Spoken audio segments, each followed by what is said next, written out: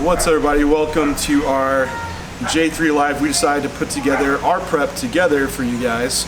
We are decided that we are now about coming up on 5 weeks out. So we're both going to do the Chicago Pro. Plans had changed because we planned kind of poorly. Like with Renee's show, we were going to have her do Arizona, but we realized that was the cutoff for the Olympia qualification. So it would only give me one shot this year to qualify for Olympia, and it only makes sense to have at least 2 shots at it. You want like the chance at least. Yeah, especially spending how many weeks in prep. You want more than just one shot. So. And like San Antonio would have been the next show, which is cool. It's here in our hometown, but that would be qualification for 2022. So I was going to do the Texas Pro, which all that made sense. But now we're like, okay, well, we need to rethink the schedule. It made sense for Renee to do Chicago. That's the next closest show. They have 212 there. I'm gonna go there, of course, anyway. So I was like, well, shit, I might as well do the show with her. And we wanted to do a show together anyways. That was the whole reasoning behind doing Puerto Rico, so we could do a show together. So it makes sense. So it worked out anyway. We're competing together, which will be fun. It'll be in Atlanta, and it's a one-day show on a Friday. So it works out. So, and Tim Gardner does a great job at like putting everything in that one hotel, like the tanning, microwave set up, so it should be super convenient. Yeah, we want just a good, fun show experience. So very low stress. So that's where we're at. So we wanted to like just document this together, something different. You don't have too many wellness 212 pros prepping for the same show, but just to give you a different side of us. So we're at the gym. Today is my leg day. It's a little bit of a quad focus, and Renee, of course, is training legs. Surprise! What's new? Which day is this for you? It's my lower body C, so my good mornings. So a little bit more like hamstring focus. So this is it. Coming up on 5 weeks out, we'll take y'all through the workout and let us know any questions or comments below. Like, share, subscribe, whatever you want to do, and hope you all enjoy. Alright guys, so I totally lied. This is actually my hamstring focus day. I just forgot my rotation. So today it's hamstring focus, so I'll start with a hamstring isolation, then a hamstring compound. Starting with a seated leg curl. I do single leg just because the setup on this machine doesn't have an actual brace in the upper thigh, so it's a little bit unstable. Also, I've had some discrepancies with my left leg being a little weaker than my right, so I start with my left leg. Then I'll match the reps on my right. So I did some warm-up sets and built up in weight. So then I'll just do 3 working sets, hard sets. Try to hit the first one around 15 reps. Then I'll stay with the same weight, let the reps drop. And then I will decrease the load if needed to stay within that like 10 to 15 rep range on this one.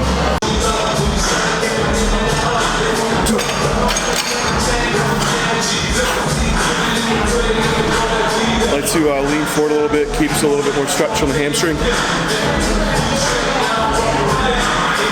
more sets of those. So I'm going into my first work set of Glute Drive, and if I'm being honest, I feel really groggy today. I feel like I haven't quite woken up since this morning, and I feel like my energy is pretty shitty today. So I'm gonna try and match my numbers from last workout, and we'll see how it goes.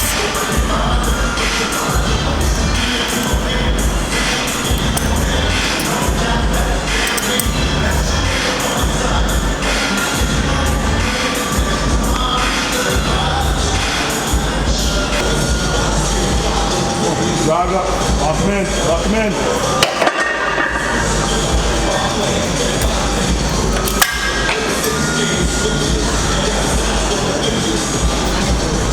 So I got 11 last time.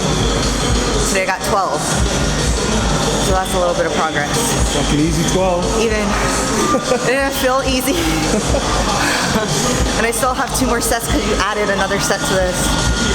Yeah, food tires, so it recovers a little better. Before we pull it back all back down, right?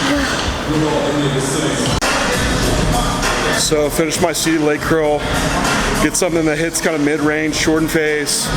Now I go into like a hip hinge, load the stretch. I've been doing RDLs for a long time, but it always seems to like overload my back more. So I've switched, especially in prep, to a more stabilized brace movement, and do my good mornings now out of a hack squat. And it's nice because if you look at my foot position, it's kind of back, not all the way up the platform, but it's a little bit behind where the weight slide is.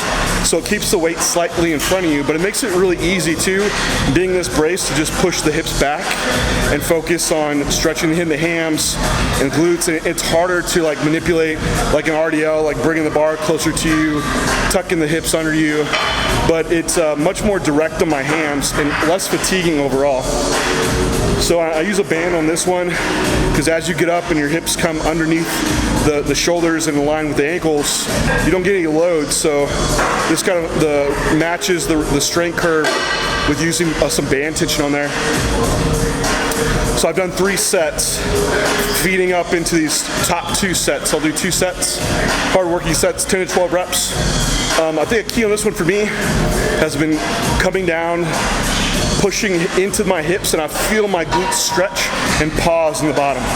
And that pause has been a game changer from not going down and initiating the movement with my lower back. So that's just an easy tip that I've used to like hit more hamstring in the movement.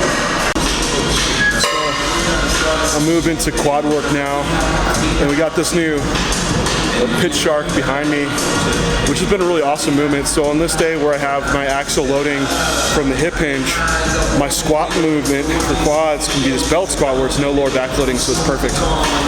Between sets, as I'm building up in weight on the pitch shark, I'll do leg extensions.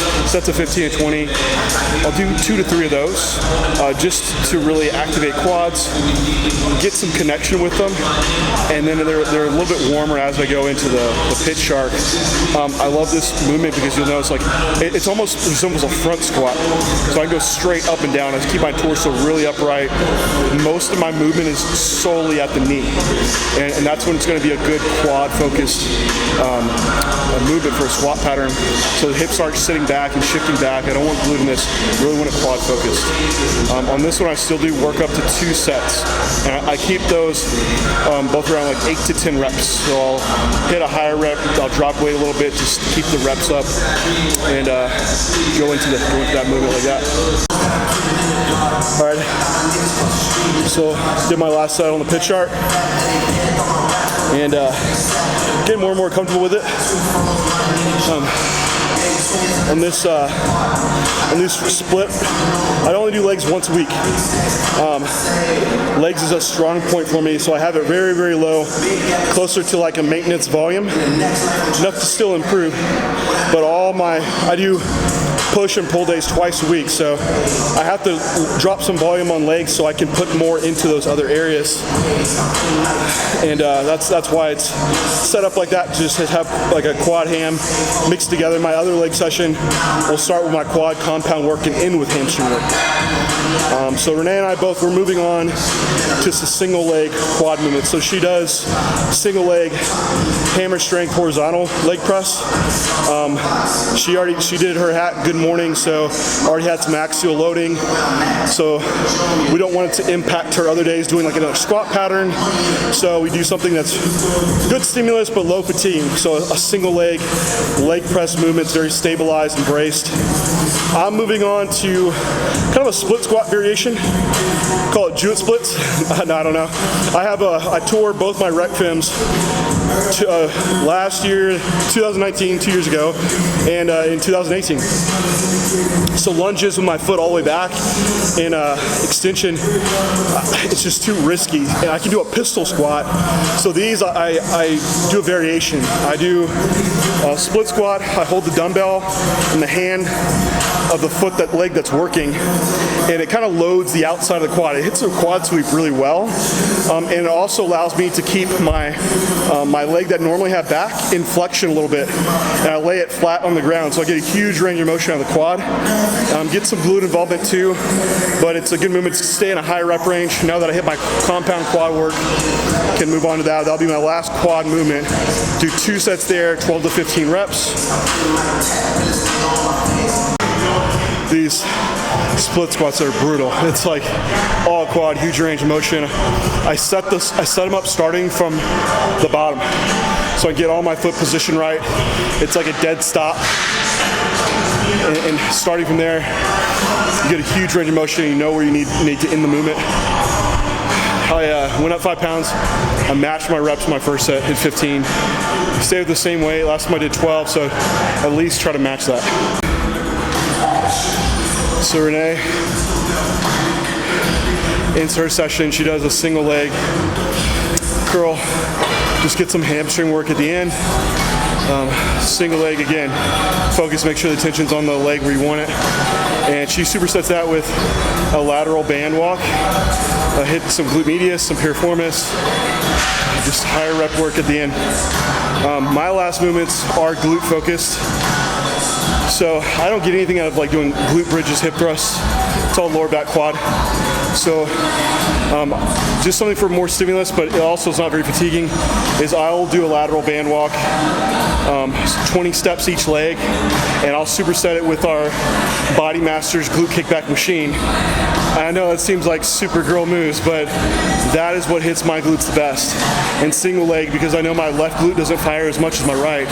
So I'll start on my left leg and then go to the right from there.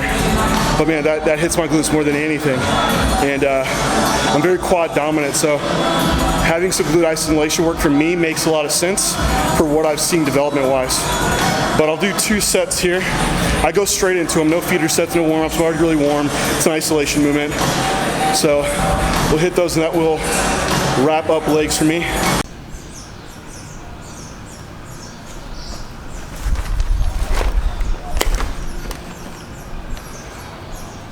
All right, y'all, that was our almost 5-week out leg session. Well, to be honest, we're both pretty wiped from that. It's Yeah, I feel just, I don't know. How was training? How was your strength?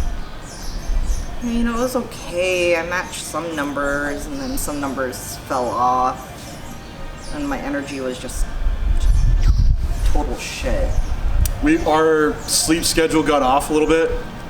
We had like one really late night. We had a cheat meal, our last cheat meal, like sushi and cheesecakes that we made. And how late were we up to? I think we went to bed almost at like 1. Yeah, it was like 1. Normally it's like 10:30 for us, and that's just thrown off for a week. Now we're going to bed like 11:30, and it's definitely hitting us. I think it hit you really hard today, yeah. energy-wise.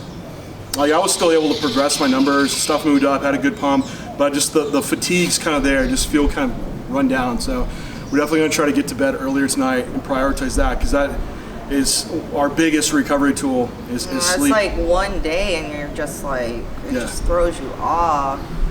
So, I mean, this far into prep, I mean, if we're able to match our numbers, that's ideal, but I really think like we can progress. We just have to make sure we're checking our boxes on recovery and prioritizing that. So, but overall, like we did what we need to in the sessions, and get recovery back on track, and keep slamming away on prep. This was about our last week where we have higher food intake and start pulling back down, getting back to right at stage lean. We're both already pretty lean, so it's not much to go. But ideally, we want to get there about 2 weeks early and then feed into the show, increase calories to maintenance, and just cruise, drop fatigue off, so we're really fresh when we show up to Chicago. But that's it, guys. Thanks for tuning in. Leave any comments or questions below. Happy to answer those for y'all. And we'll talk to you next week.